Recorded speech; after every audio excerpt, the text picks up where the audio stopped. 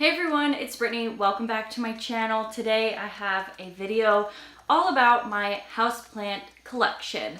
Most of these are very new to me. I've been slowly accumulating some houseplants, mostly over the quarantine period, but I also have some that I've had for like a couple of years now, so I wanted to share those with you guys because I've been super into plants lately. The other thing I want to mention is obviously I'm in a new filming space. This is actually my brand new filming room, so it is kind of bare. We are going to be doing some really cool things in here and throughout this whole suite. I've already started filming some stuff to show you guys what we're doing in here and how I'm decorating everything. It's quite echoey in here because I don't actually have very many things in this room yet.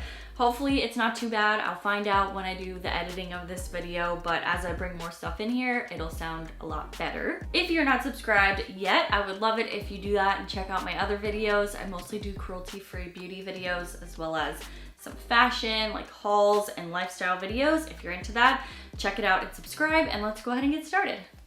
I do want to mention that this collection is also sort of like a haul video because I just got some of these plants like a couple weeks ago, so they're very new, they're very small. One thing that I like to do is buy my houseplants as they're small so that they can kind of acclimate a little bit easier to the environment that I'm going to be putting them in, instead of bringing in like a fully grown plant that might die shortly after bringing it in. I'm a noob, I'm not the best like plant parent, but I do my best, and so far so good, aside from that one plant that I killed. Actually, there might have been two. But I do want to start out with this little baby plant here. This is I'm probably going to pronounce everything wrong. I don't know the scientific names of everything, but I will do my best. So this is a Teneki rubber plant. This is a very young rubber plant, and I really like this one specifically because it has variegated leaves. So variegated means it has like different patches of colors on the leaves, usually like white, yellow, light green, sometimes pink. This one actually does have a little bit of pink in it, which is why I was really drawn to this type of rubber tree plant. I buy a lot of my plants from local nurseries. Sometimes I get plants from like Home Depot, Lowe's, Canadian Tire, stuff like that, those places that sell them. I found out that most of the ones that sell them here come from a local greenhouse nursery. So they are actually all grown locally as far as I know, which is pretty cool, but I do love this one. It is still so small. This leaf is brand new. It actually wasn't even there when I first bought it like 2 weeks ago, so I like that. When I purchased that rubber plant, I actually saw this rubber plant as well. This type of variegated rubber plant is called the ruby rubber plant, and that makes sense because it has the red colored variegation on the leaves. I think they're so freaking pretty. I love plants like this. They look so tropical and cool. And this is actually a new leaf coming in as well. They come up kind of like rolled, and then as they grow, they kind of unroll themselves. And then they just have really pretty colors on them, and I'm so obsessed with my little rubber tree plants. Next, I want to show you this little guy with the crazy hair. My parents actually got this for me because I love plants, and I may have lied when I said that I killed 2 plants in the past. I've definitely killed way more, but I've been doing my research and I've learned how to take care of plants a little bit better, so I'm doing pretty good. So I have killed an air plant in the past. This is an air plant. This is my second chance at keeping an air plant alive, and I have been doing fantastic. When this little guy was brought back to me, his hair, or the actual air plant itself, was really small, and it has grown probably twice the size since I got it a couple months ago. And that is way more progress than I ever made with my last air plant in the past, so I think it's okay. With air plants, they don't need soil, so you can actually keep them just sitting on a shelf if you wanted to, which is really cool. They do really well in low light situations. You just need to make sure that you keep it humid, so I do that by misting it maybe like once or twice a week in the summer. These are actually super easy to take care of once you really realize what you're supposed to do.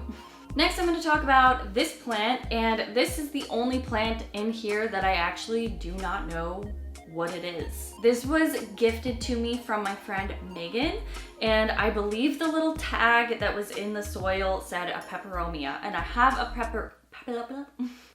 Peperomia behind me over here, but I know the type of it This one has longer, like skinnier leaves, and I've never really seen a peperomia like this before, so I can't tell you the exact type that it is, but it also has the variegated leaves, which I love. Speaking of peperomias, I have this one that I've had for, I think, about a year now, and I love the leaves on this one. This one is called the Peperomia obtusifolia, so maybe I do know some scientific names. I really like peperomias because they have very waxy, thick leaves that can be really shiny. I also love the variegated colors on here. This is one of the most low maintenance plants that I have. It is so tolerant to irregular watering. That's one thing that I really need to get better on, is watering my plants more consistently. This next plant is very new to me. I got it about a week and a half ago. I had no idea what plant this was because it didn't have a tag on it, so I just bought it because I thought it looked really cool and different. This actually had 2 other plants growing next to it, so I'm propagating one of those. The other one was just not in great shape, so I don't think anything's gonna happen to it. I am working on a propagation video as well because I've been really into doing that, which is creating new plants from the existing plant. But this is called a blush aloe. So since this is pretty small and quite young, obviously, it doesn't have the exact colors that you might see on a more mature, super healthy plant. I had never even seen or heard of a blush aloe before, so I thought this was really cool when I first saw it, obviously. And basically it will have some blush colored edges, and the edges have these like jagged teeth, I guess, on the sides. So they look very intense, but I think they are so cool. Another thing, if you have planters that don't have drainage holes at the bottom, you need to be very, very careful with not overwatering because the excess water will sit in the bottom and can cause root rot. I would suggest just checking on the soil to see if like the top inch is dry, and if it is, then I would probably water it again. This next little plant is very special to me. This is a Haworthia. There are different types of Haworthia succulents. I'm pretty sure this exact type is called like a zebra Haworthia. Could be wrong. It basically has little white stripes that go across that are raised. The reason why this plant is so small is because I have actually been propagating it for, I want to say, about a year now. The original plant was given to me by my boyfriend, I think almost 3 years ago, and it was dying because I did not know how to take care of like any plants at the time, really. So I was like, I have to save this. It's kind of how I learned about propagating plants. So I took the top part of the Haworthia that was still alive, and I decided maybe I should just try to plant it and see if anything happens. And something happened. It actually started to grow roots, and I was like, oh wow, this is really cool and easy. So I started doing some more research about it, and I just really like propagating plants, especially succulents, because they're very easy. So now this little Haworthia is almost a year old, I think, and it's doing really well. I recently potted it into this bigger one. I had it in a really small one before, but obviously I want it to get bigger, so I moved it into a bigger pot. And I'm just keeping it in here until it can get really big and happy, and I want to keep this one alive as long as I can. All right, my next houseplant is a Parlor Palm. It was so small when I first bought it, like it literally fit in a little tiny like nursery pot, and I love it. I think it's so cute. I know these can actually get pretty big. I don't think I'm gonna be putting it in any bigger sized planters, and just kind of see how big it'll get in the one that it's in currently. For these decorative planters, I get a lot of them at HomeSense and Winners, but since most of them don't have the drainage holes, I actually have just regular plastic pots inside that the plant is in so that it has proper drainage, and then I can take it out if I need to really easily. This is another plant that I've had for about maybe 7 or 8 months now. I got it when it was really, really small. I think there's actually 3 separate like plants in here. This is supposedly a spider plant, which is weird to me because the leaves are actually quite wide, and most spider plants that I've seen have really skinny leaves. But everything that I find, and even when I bought it, it says it was a spider plant, so I was like, okay, sure. Not a whole lot to say about this one. I just thought it was really cute, and I like that it will kind of fall over the edges and just look cool and tropical. Next up, we have a pothos plant. This is called the golden pothos. There are different types of pothos plants. They are very low maintenance. They're easy to propagate as well. I just got this one about 2 or 3 weeks ago and it's already growing quite a bit. Another type of pothos that I really like is called the Marble Queen pothos, I'm pretty sure.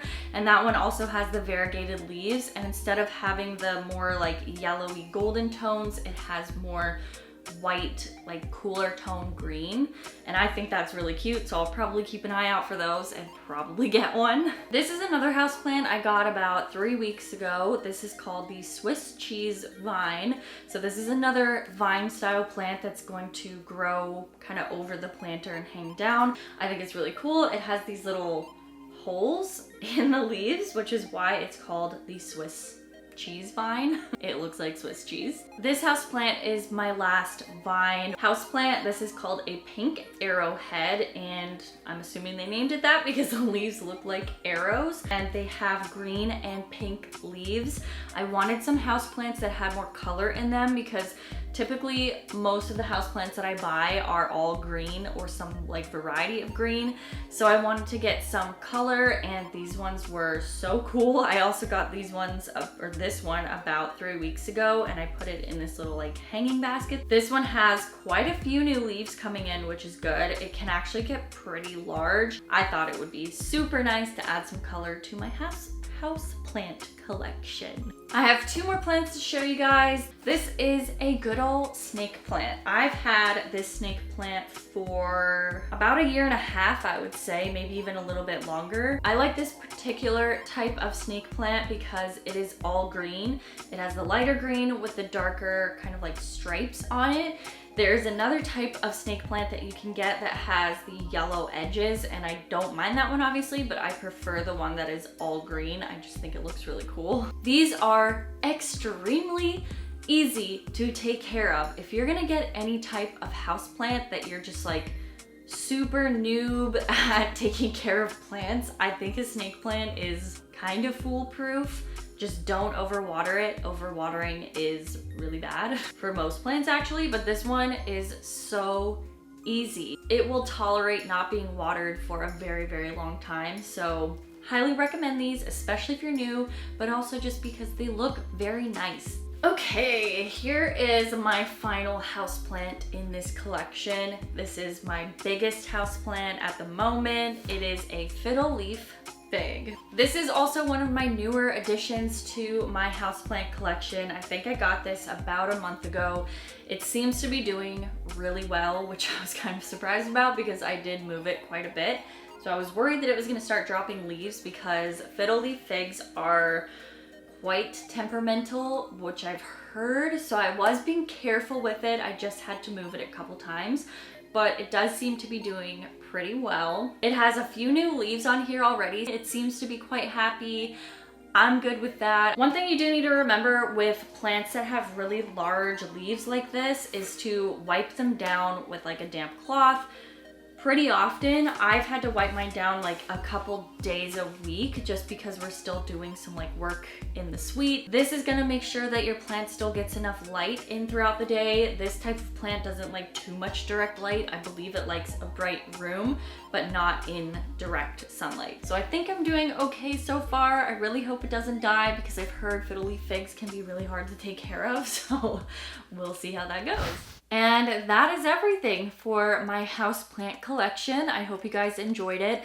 Let me know what types of houseplants you guys have at home and which ones I should maybe add to my collection because obviously I will be getting more. I can't stop and I don't want to stop. Definitely keep a lookout for all of the videos that I will be doing on my channel about all of the renovations and how I'm decorating all the rooms because I'm really excited to do that and I'm already starting to work on them.